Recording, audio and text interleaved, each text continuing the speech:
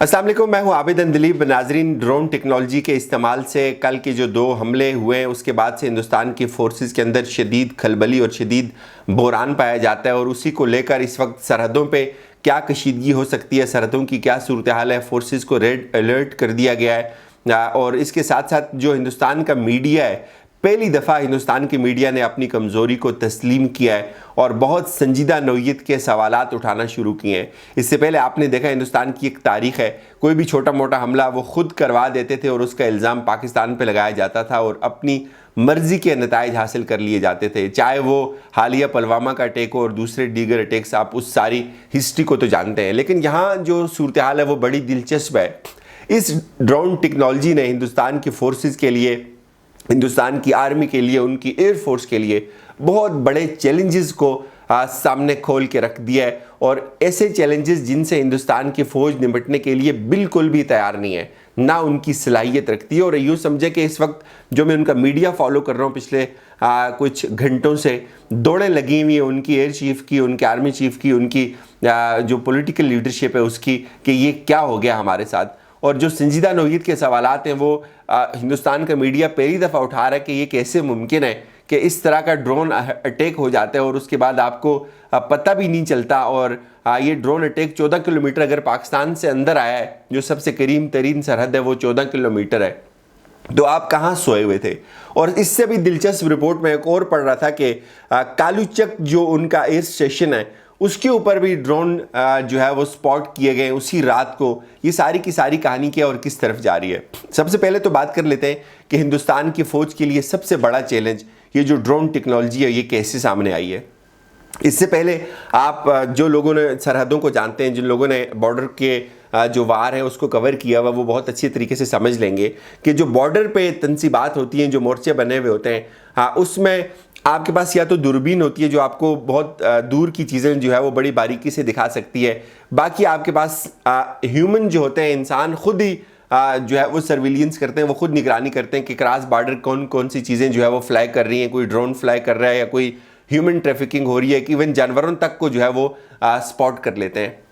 यही वजह थी हिंदुस्तान ने फेंस कर दिया था तमाम के तमाम बॉर्डर्स को। और इसके बाद अब ये जो टेक्नोलॉजी आई है ये इंतहाई ख़तरनाक टेक्नोलॉजी है। ये हिंदुस्तान की फोर्सेस ने ना पहले कभी इसको सोचा था और ना कभी उसके हिसाब से उन्होंने तैयारी की थी कि कल को ये भी हो सकता है। अब ये बड़ी दिलचस्प सूरत हाल है। पहले उन्होंने अपनी जितनी भी गन्नें लगाई हुई थी, उन्होंने अपना जितनी भी अपनी उनकी रवायती तैयारी थी, वो सारी की सारी ह्यूमन बेस्ड थी, वो इंटेलिजेंस बेस्ड नहीं थी या आर्टिफिशियल इंटेलिजेंस बेस्ड नहीं थी। और सरहदों पे तो ख़ास तौर पे आपको पता है वहाँ इतनी ज़्यादा इस तरह की जो है वो मूवमेंट नहीं होती। वहाँ उन्होंने मोर्चे बनाए हुए और मोर्चे बड़ी बड़ी टॉप पे जो चोटियाँ उन पे बने हुए हैं और वो बहुत आसानी से नीचे की जो आबादी है या नीचे की जो ह्यूमन ट्रैफिक है उसको मॉनिटर कर सकते हैं। लेकिन ये पहली दफ़ा ऐसा हुआ है कि उनकी एक इंतहाई हिसास तनसीबात के अंदर एक एक्सप्लोसिव जो है वो पहुंचा दिया गया एक ड्रोन टेक्नोलॉजी के ज़रिए। और उसको लेके वो बहुत ज़्यादा परेशान है कि यार हमारी तो इस तरह की तैयारी नहीं थी, हम तो आम हथियारों के साथ लड़ते थे और ये जो तजर्बा हुआ है ये तो बहुत कामयाब तजर्बा है। अब ये चैलेंज कितना बड़ा है हिंदुस्तान की फोर्सेस के लिए, इसको समझना बहुत ज़रूरी है। ये इसलिए बहुत बड़ा चैलेंज है कि हिंदुस्तान की जो रवायती इस्तेदाद है फ़ौज की, वो इस काबिल नहीं है कि वो इस तरह की चीज़ों को काउंटर कर सके। उनके पास कोई इस तरह की टेक्नोलॉजी नहीं है कि जो इस रेंज के या लो रेंज के जो ड्रोन होते हैं उनको डिटेक्ट कर सके।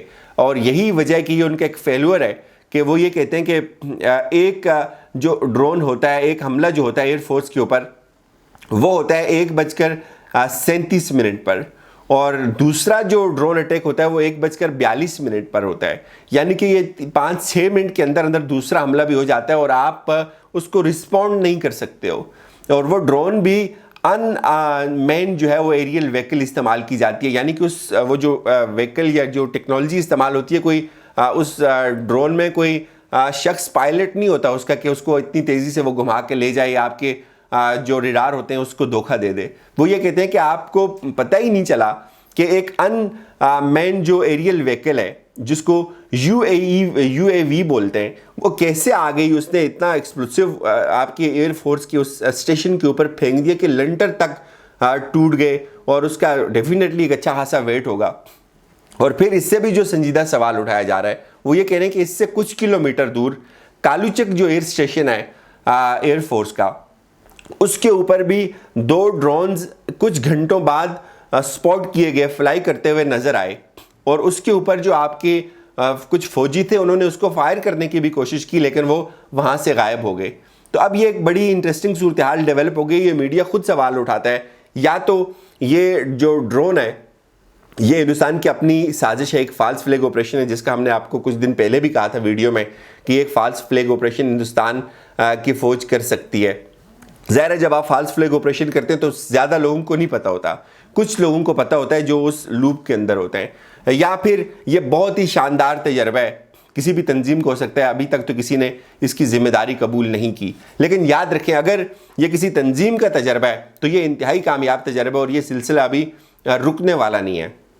जो हिंदुस्तान का मीडिया वो इसको क्या एज्यूम कर रहा है कि मुमकिन है जो तवी रिवर है या उसके साथ साथ इंतहाई कम बुलंदी पे जो है वो ड्रोन उसने फ्लाई किया हो, लेकिन आगे जाकर फिर वो संजीदा सवाल उठाते हैं कि भाई ये फिर कैसे मुमकिन है। जो एयर स्टेशन है, जो एयरफोर्स का स्टेशन है, उसके ऊपर तो बहुत ज़्यादा तारें लगी हुई हैं और उसकी तो बड़ी जो है वो बारीकी से उसकी सर्विलेंस की जाती है, उसकी निगरानी की जाती है। फिर ये कैसे मुमकिन है कि उन तारों को भी उस अनमैन्ड जो एरियल व्हीकल है उसने अवॉइड कर लिया हो, इनके रेडार को भी अवॉइड कर लिया हो, उसकी साउंड भी होती है, उसके संगतरी को भी नहीं पता चला हो, फिर 5 मिनट बाद दूसरा अटैक हो, आपके हमसाए तक लोग जाग जाएं और एयर स्टेशन तक आके पहुंचे और आपको पता ना चले, आप उसको रिस्पॉन्ड ना करें। तो ये बड़े संजीदा सवाल हैं। संजीदा सवाल आपकी अपनी एयरफोर्स को लेके हैं कि आपका रिस्पॉन्ड करने का जो टाइम है वो इतना ज़्यादा है और आपको पता ही नहीं चलता, लोग आपको घुस के मार के चले जाते हैं। ठीक है, ये फेलवर हो सकता है, लेकिन जिस तरह से हिंदुस्तान ने इसको पहले पाकिस्तान पे लगाने की कोशिश की, कम से कम वो नाकाम हो गई। फिर वो ये सवाल उठाते हैं कि जो IB है, इंटरनेशनल बॉर्डर है इस जगह से, वो तकरीबन 14 किलोमीटर दूर है। 14 किलोमीटर ड्रोन पाकिस्तान की सरहद से उड़ के अंदर घुसा, आपको पता ही नहीं चला। हालांकि जो सरहद होती है वहाँ बहुत स्ट्रिक्ट सर्विलेंस की जाती है, वहाँ निगरानी 24 घंटे होती है, वो ह्यूमन जो सर्विलेंस होती है वो भी होती है और फिर जो आर्टिफिशियल इंटेलिजेंस है उसकी भी होती है, वहाँ रेडार सिस्टम होता है।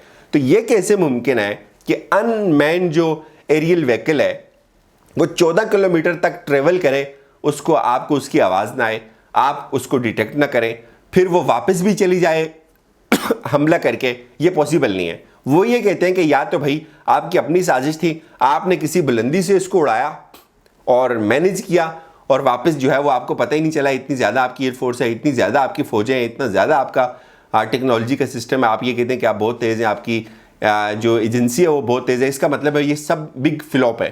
कुछ ने इल्ज़ाम धर दिया कि ये शायद तुर्की के ड्रोन हैं जो तुर्की ने आज़रबाईजान को दिए थे, तो तुर्की अब वो पाकिस्तान को दे रहे हैं और उनकी जो ट्रेवलिंग जो सलाहियत है और जो लोड की सलाहियत है वो बहुत ज़्यादा है, तो मे भी ये वो ड्रोन हो सकते हैं। लेकिन अब ये जैसे भी है, जिसने भी किया है, या तो अगर हिंदुस्तान ने खुद किया है तो वो डेफिनेटली उसको उसी तरह हुआ जिस तरह उन्होंने पुलवामा में किया था, सारी चीज़ें खुल के सामने आ गई, उनके अपने गले पड़ गई ये बात। लेकिन अगर किसी तंजीम ने किया है तो किसी ऊंचाई से अगर तंजीम के पास ये टेक्नोलॉजी आ गई है तो ये बहुत ही शानदार तजर्बा है। इसने हिंदुस्तान की फ़ौज की दौड़ें लगा देनी है और ये सिलसिला आप यकीन माने बिल्कुल नहीं रुक सकता। और हिंदुस्तान की फ़ौज, आप मुझसे लिख के ले लें, इसको बिल्कुल भी काउंटर नहीं कर सकती। इसलिए काउंटर नहीं कर सकती कि इसके ऊपर बहुत ज़्यादा एक्सपेंस आ रहा है। मैं उस पर भी वीडियो बनाऊंगा कि किस तरह से इसके ऊपर एक्सपेंस आ रहा है। यहाँ से उनकी टेक्नोलॉजी की इस्तेदाद का भी पता चल जाता है आपको कि वो अगर एक आम तंजीम की एक ड्रोन का मुकाबला नहीं कर सकते तो वो चाइना के ड्रोन्स का मुकाबला क्या करेंगे, जो गरम गरम बर्गर से लेकर बमों तक जो है वो अपने सिपाहियों को लद्दाख में पहुँचा रहे हैं। इजाज़त दीजिए, अपना ख्याल रखिएगा, खुदा हाफिज़।